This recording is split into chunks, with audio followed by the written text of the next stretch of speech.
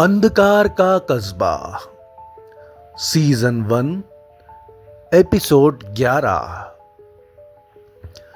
क्या होगा अगर आपको पता चले कि जिस राक्षस से आप अब तक लड़ रहे थे वह असली दुश्मन ही नहीं है?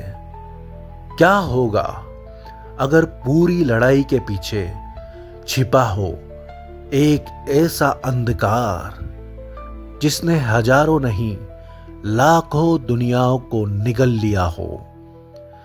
पिछले एपिसोड में आरव ने अंतिम तावीज की शक्ति को जागृत किया, लेकिन उसी समय राक्षसों का राजा अपनी पूरी सेना के साथ युद्ध भूमि में उतर आया।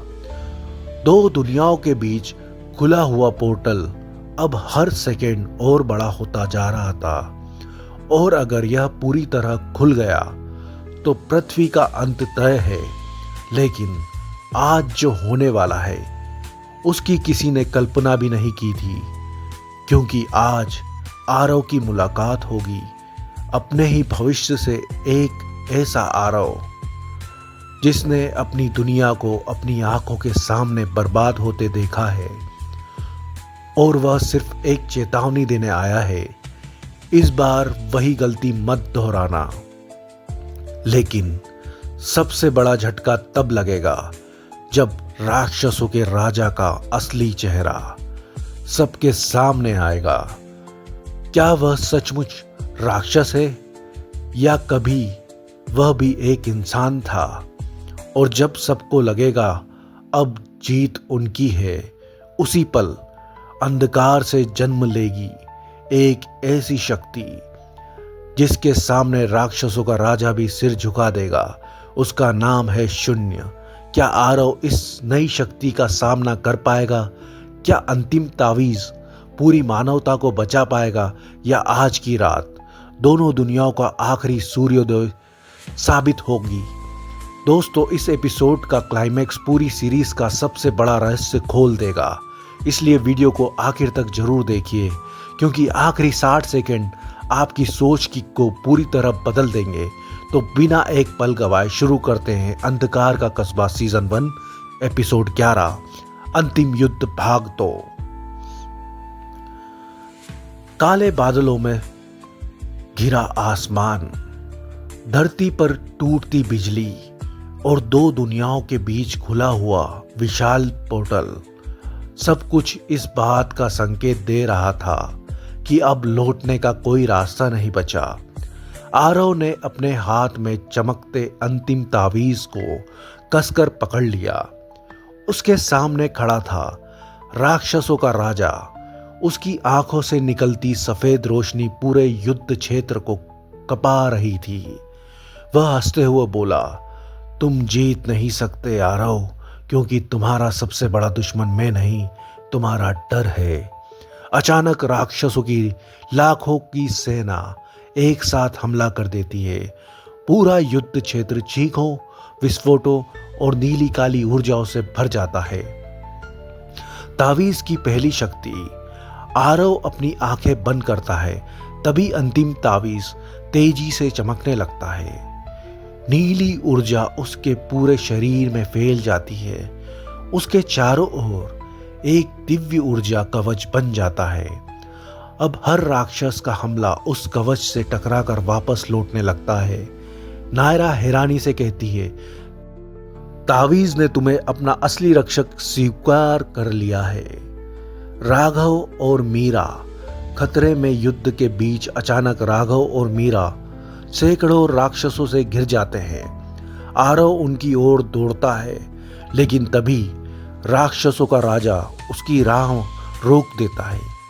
वह मुस्कुराकर कहता है, एक ही समय में दो जगह नहीं पहुंच सकते। आरव समझ जाता है कि यह एक जाल है। भविष्य का आरव लौट आया। उसी समय आसमान में एक नया पोर्टल खुलता है। उसमें से वही घायल भविष्य वाला आरव बाहर आता है। उसके हाथ में भी वैसी ही नीली तावीज होती है। वह चिल्लाता है, इस बार गलती मत करना, मैंने एक बार दुनिया खो दी थी, दोनों आरव पहली बार आमने सामने खड़े थे। राक्षसों के राजा का असली चेहरा।